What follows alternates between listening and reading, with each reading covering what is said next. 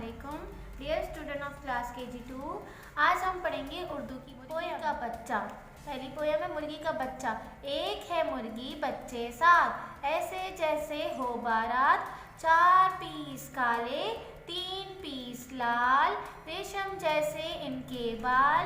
दाना दन का झुकते जाए, आगे पीछे दाएं बाएं। दूसरी पोयम है बस्ता।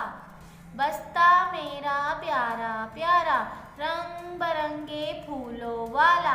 अपनी किताबें पेंसिल और रबड़ रखता हूँ मैं इसके अंदर। इसको लेकर जब चलता हूँ अच्छा बच्चा लगता हूँ।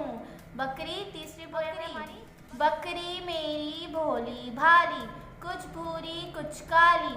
मैं करके शोर मचाए, पानी पिए और चारा खाए।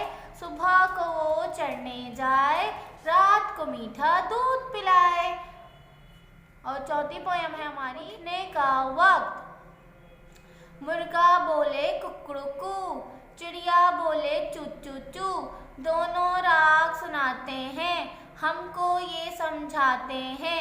वक्त है सोकर उठने का, छोड़ कर बिस्तर उठने का।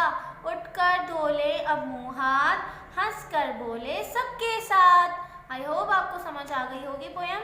अब आपने ये रीड करनी है और लर्न भी करनी है। ओके स्टूडेंट, अल्लाह हाफिज़।